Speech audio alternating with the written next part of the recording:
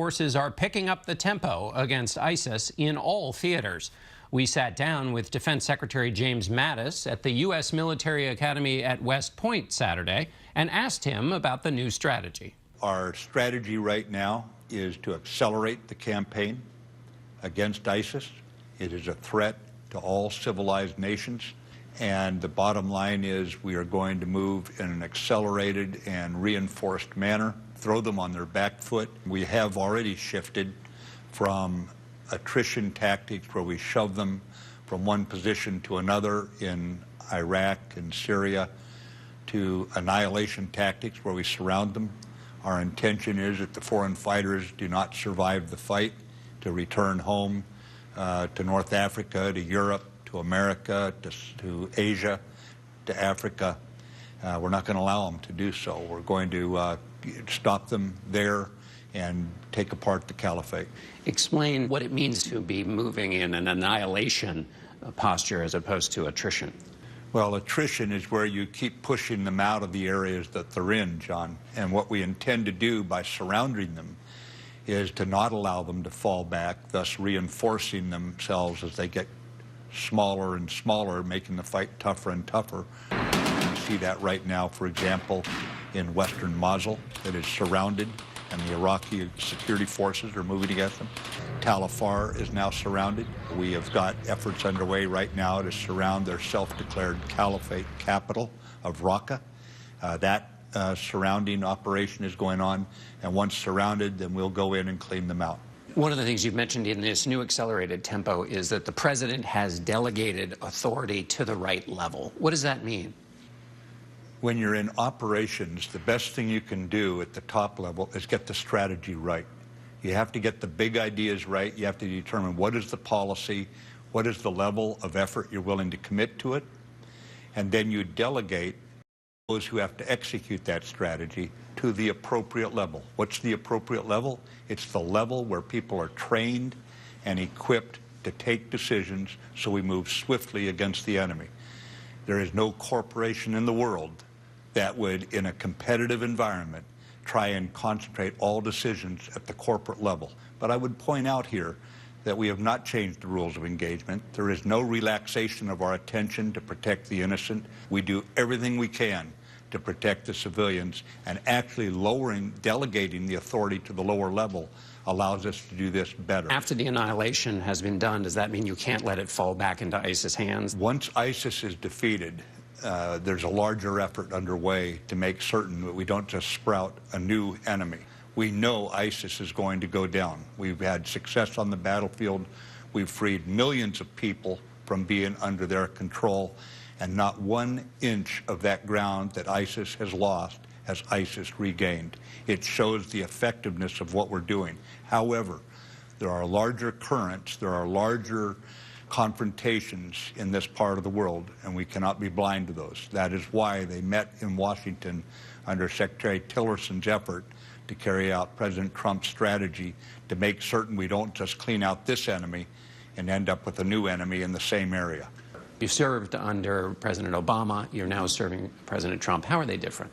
Everyone leads in their own way, John. In the case of the president, he has got to select the right people that he has trust in to carry out his vision of a strategy. With Secretary Tillerson and I, we coordinate all of the president's campaign. We just make certain that foreign policy is led by the State Department. I inform Secretary Tillerson of the military factors, and we make certain that then when we come out of our meetings, State Department and Defense Department are tied tightly together, and we can give straightforward advice to the Commander-in-Chief. President Trump has said to defeat ISIS, he has said there has to be a humiliation of ISIS. What does that mean? I think as we look at this problem of ISIS, it's more than just an army. It's also a fight about ideas.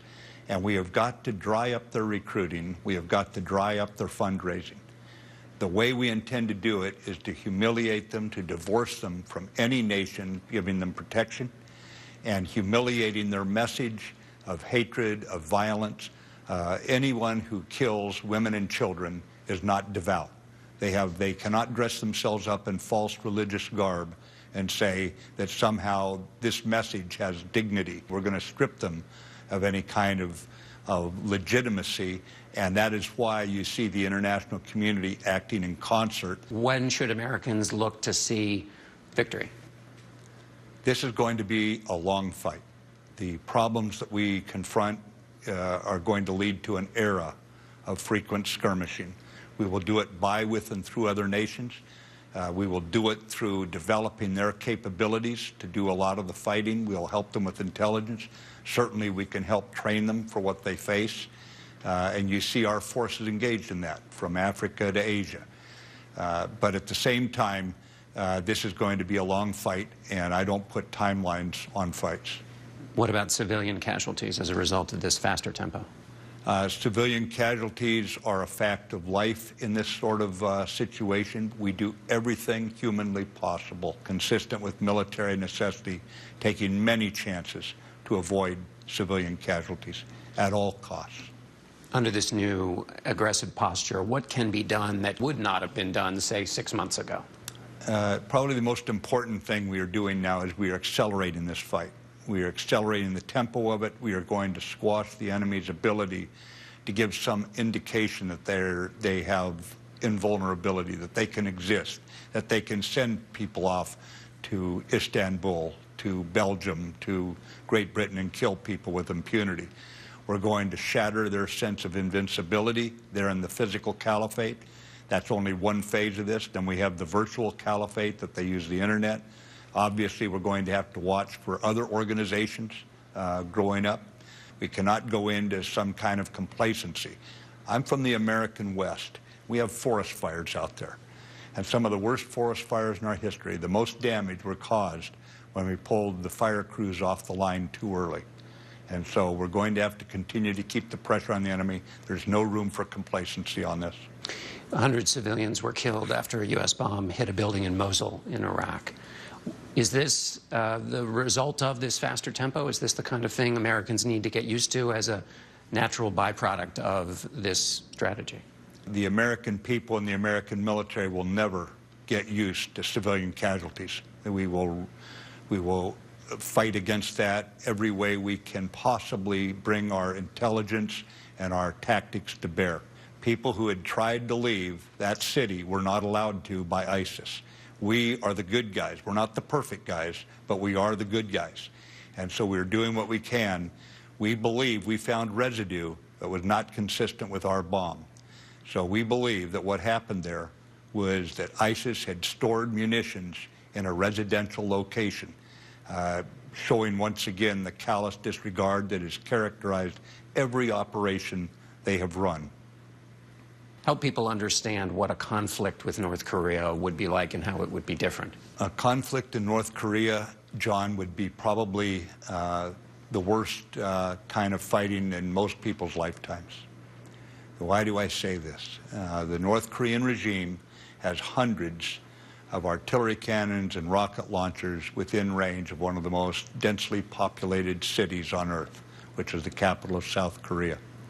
We are working with the international community to deal with this issue. This regime is a threat to the region, to Japan, to South Korea, and in the event of war, they would bring danger to China and to Russia as well. But the bottom line is it would be a catastrophic war if this turns into combat, if we're not able to resolve this situation through diplomatic means. North Korea has been testing missiles. Are they getting any better at their capability? We always assume that with a testing program, they get better with each test. You say North Korea is a threat to the region. Is North Korea a threat to the United States? It is a direct threat to the United States. They have been very clear in their rhetoric. We don't have to wait until they have an intercontinental ballistic missile with a nuclear weapon on it to say that now it's manifested completely. What is the line in North Korea that if the regime crosses that line, in your view, the U.S. should take action? Yeah, I'd prefer not to answer that question, John. The president needs political maneuver room on this issue. We do not draw red lines unless we intend to carry them out. We've made very clear that we're willing to work with China and we believe China has tried to be helpful in this regard. Give me a sense, if you can, of the time when you think North Korea could get to the point of no return. We consider it a direct threat even today, the North Korean threat. As far as that specific threat, I don't want to put a timeline on it at this time. What we know, I'd prefer to keep silent about, because we may actually know some things the North Koreans don't even know. Let me switch to NATO. The president recently met with NATO leaders. He didn't mention the commitment in NATO, the so-called Article 5 commitment. Attack on one is an attack on all. Why not?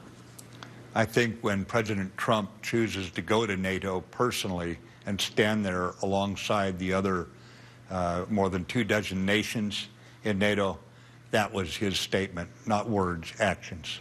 The president seems to need convincing on the power and importance of the NATO alliance. Do you have to convince him of how important NATO is?